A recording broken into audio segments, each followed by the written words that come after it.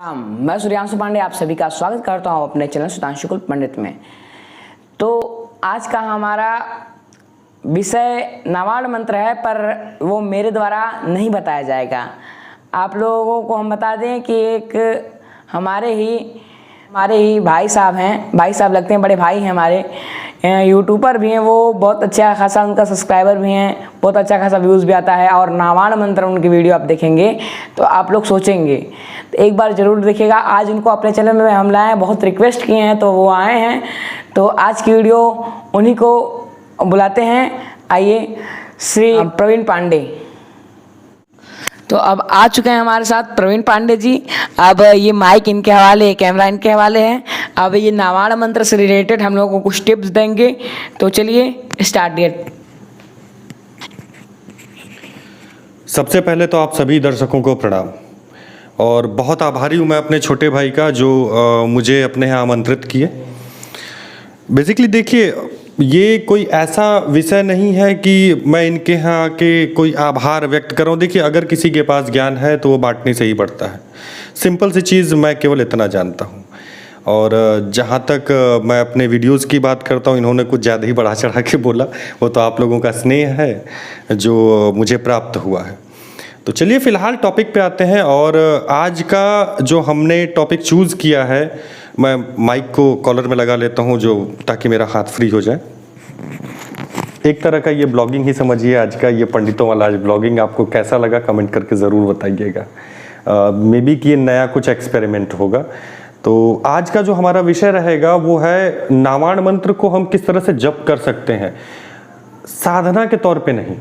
एक गृहस्थ व्यक्ति, एक साधारण, एक आम इंसान पूजा पे बैठा हुआ है, वो किस तरह से, तो किस तरह से आप जप करें वही जानते हैं आज।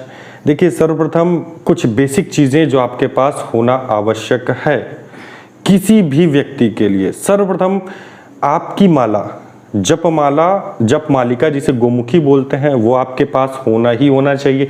एक चैतन्य रुद्राक्ष की माला होनी चाहिए, क्योंकि रुद्राक्ष एक ऐसी चीज़ है जो कि हर जगह चलती है। हर एक मंत्र, कुछ एक को छोड़ के हर एक मंत्रों का जाप आप उस पर कर सकते हैं। तो ये दो चीज़ें तो वेरी वेरी इंपॉर्टेंट में आ गई। तीसरी चीज़ आसनी बेसिकली मैं बहुत सारे घरों में देखा हूँ कि एक आसनी रखी है, जो भी आया उसी पे बैठ के पूजा करता है। तो ऐसा बिल्कुल भी नहीं करना चाहिए। आसनी हर एक व्यक्ति की अलग होनी चाहिए। हाँ, अगर एक कॉमन आसनी रखना चाह रहे हैं तो आप एक कॉमन आसनी रख दीजिए, पर अपने लिए विशेष एक आसनी जरूर रखिए। अगर आप किसी भी मंत्र का जाप करते हैं या कायदे से आप पूजा करना चाहते हैं, तो अच्छे स्वभाव के व्यक्ति हैं, आप अपने अंदर ऊर्जा चाहते हैं, तो आप अपनी आसनी, माला और गोमुखी अलग रखिए। तो देखिए, ये तीन बेसिक चीज़ें हैं जो बहुत ही ज़्यादा इंपॉर्टेंट हैं कभी भी किसी भी तरह की पूजा पाठ के लिए। अब आते हैं अपने मेन टॉपिक पे। मेन टॉपिक हमारा है किस तरह से हमें जप करना चाहिए। सर्वप्रथम आप आसन पे बैठिए, आसन शुद्धि करिए। आसन शुद्धि के बाद आचमन करिए। वीडियो पड़ी है हमारी, ठीक है। ये पंडित जी की भी वीडियो आपके इनके चैनल पे पड़ी हुई है, मेरे भी चैनल पे वीडियोस पड़ी हैं। आपकी इच्छा, जिस भी चैनल पे जाइए। अच्छा तो ये रहेगा कि दोनों ही चैनलों पे जाइए। डिस्क्रिप्शन में आपको दोनों ही चैनल मिल जाएंगे, दोनों ही वीडियोस के लिंक मिल जाएंगे। आप उन पे जाके विजिट जरूर करिएगा, ठीक है। अब आचमनी की बहुत तेरे वीडियो पड़ी हैं। मैं एक बार बस रिकैप याद दिलवा देता हूँ। ओम केशवाय नमः, नारायणाय नमः, माधवाय नमः। मे बी कि आपको याद आ गया होगा। तो इस तरह से आप आचमनी कर लीजिए। आचमनी बहुत ज़रूरी है। आचमन के बाद आपको करन्यास करना है। करन्यास कुछ याद आया होगा आपको, ठीक है। तो करन्यास आप कर लीजिए। अगर करन्यास आपको याद नहीं आ रहा है, करन्यास आपकी उंगलियों को, हाथों को शुद्ध किया जाता है, दिव्यत्व इसमें आता है, इस तरह से करके किया जाता है। उसके मंत्र होते हैं। अगर आपको मंत्र नहीं पता है तो केवल ओम कहते हुए आप इस तरह से हाथ फिराते हुए अपने करन्यास को कंप्लीट कर सकते हैं। वैसे मैं तो यही कहूँगा, वीडियो को देख लीजिए एक बार, ताकि आपको रिकैप हो जाएगी किस तरह से करन्यास करते हैं। क्योंकि जितना हो सके उतना चीज़ों को विधि विधान के साथ में करना चाहिए। जब आप ये दोनों चीज़ें कर लेते हैं, उसके बाद आप नॉर्मली माँ को, प्रभु को अगरबत्ती दिखाइए, भोग लगाइए। अब भोग लगाने के बाद आपका मेन कार्य प्रारंभ होता है। आपको जो भी कुछ एकाद जप करते हो या गुरु मंत्र का जप करते हो, उस मंत्रों का जप करिए। जप करने के पश्चात अपने सीधे हाथ में जल लीजिए और आपको अगर संस्कृत में नहीं आता है संकल्प लेना, सिंपल सा बोलिए, मैं प्रवीण पांडे, इनका पुत्र, यहाँ का निवासी, हे माँ आपके आदेश से मैं नावाण मंत्र का जप करने जा रहा हूँ। इसमें जो भी त्रुटियाँ हों उसे क्षमा करें और मेरी रक्षा करें, मुझे अपने शरण में लें। ऐसा कहकर जल को भूमि पर छोड़ दीजिए और मंत्र जप प्रारंभ करिए। यही एक छोटी सी विधि होती है। इसके अलावा गृहस्थ व्यक्ति के लिए कोई आडंबर मैं आपको नहीं बताऊंगा, कुछ नहीं। इसी नॉर्मल विधि का पालन करिए, इसको करिए। हाँ, मेन चीज, जब आपका जप समाप्त होता है, जब समाप्त होने के बाद समर्पण करना कभी ना भूलें। समर्पण कैसे करेंगे? हाथ में अपने जल लीजिए। जल लेने के पश्चात, हे माँ मैंने जो भी जप किया है, जैसा भी किया है, मैं वो आपको समर्पित करता हूँ। माँ इसमें जो भी त्रुटियाँ हों उसे क्षमा करें, मैं एक अबोध बालक हूँ, मुझे अपनी शरण में लें। इस तरह से बोलते हुए जल को भूमि पर छोड़ दें और अपनी इस फिंगर से, जो सबसे छोटी वाली उंगली होती है उसके बगल में आती है, ठीक है, इस उंगली से, संस्कृत में से कुछ और बोलते हैं, मध्यमा हो गई, अनामिका हो गई, कनिष्ठिका हो गई, अंगुष्ठाभ्याम, बहुत सारी चीज़ें हो जाएंगी। तो आप अपनी अनामिका उंगली से उस जल को स्पर्श करते हुए अपने माथे पर एक तिलक कर लें। ये होता है आपका जप का विधान।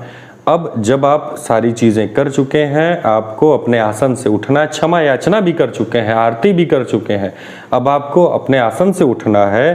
तो आचमन, जो आपका चम्मच होता है, उसमें जल लें और अपने आसन के राइट साइड के कॉर्नर पे, जो आपके फ्रंट में सीधे में कॉर्नर आएगा सीधे हाथ का, उसको थोड़ा सा उठाएं, वहाँ पे एक आचमन जल गिराएं और अपनी मध्यमा उंगली, मिडिल फिंगर, इससे गोल गोल घुमाते हुए ओम शक्राय नमः, ओम इंद्राय नमः, सॉरी, ओम इंद्राय नमः, ओम शक्राय नमः, यह एक बार बोल दीजिए। ठीक है, इतना बोल के आपका जप कंप्लीट हुआ, आप अपने आसन से उठ सकते हैं। आज का वीडियो आपको कैसा लगा ये ज़रूर बताइएगा। वैसे अब जानते हैं पंडित जी की राय कि पंडित जी को कैसा लगा जो विधि मैंने बताई है। तो पंडित जी कैसा लगा आपको? बहुत अच्छा लगा। तो आप पंडित जी जो हैं वो हमसे बड़े भी हैं उम्र में भी, और एक्सपीरियंस में हमसे ज़्यादा जानते हैं, और इनके पास एजुकेशन भी अच्छी खासी है और ये सिखाने के लायक भी हैं। अभी हम तो बच्चे हैं, हम तो सीख रहे हैं, हम क्या सिखाएंगे। देखिए पंडित जी की मुझे सबसे अच्छी चीज़ लगी कि बहुत छोटी उम्र के हैं, मुश्किल से अभी ये आपकी एज लगभग क्या होगी पंडित जी? 15 साल। अभी ये 15 साल के हैं और मैं इसलिए भी बहुत उत्सुक था इनसे मिलने के लिए कि बहुत छोटी सी उम्र में ये इनको बेसिकली माहौल ऐसा मिला है पंडित जी को। ठीक है, तो मुझे अच्छा लगा कि आज की युवा पीढ़ी के अंदर हमारे संस्कृति के प्रति इतना रुझान है, इतनी दिलचस्पी है उसके लिए। तो बस एक यही कारण था कि मैं आने पे मजबूर हुआ और मुझे इनसे मिलने के बाद बहुत ही अच्छा लगा। सच बताऊं, बहुत अच्छा लगा। मैंने इनकी वीडियोस को देखा है। हाँ, उसमें जो भी कमियां हों, जैसा भी हो, आप कमेंट करके बताते रहिए, मैं तो गाइडलाइन इनको दे ही रहा हूँ। आज के लिए बस इतना ही, मिलते हैं फिर अगले वीडियो में, तब तक के लिए मेरा प्रणाम।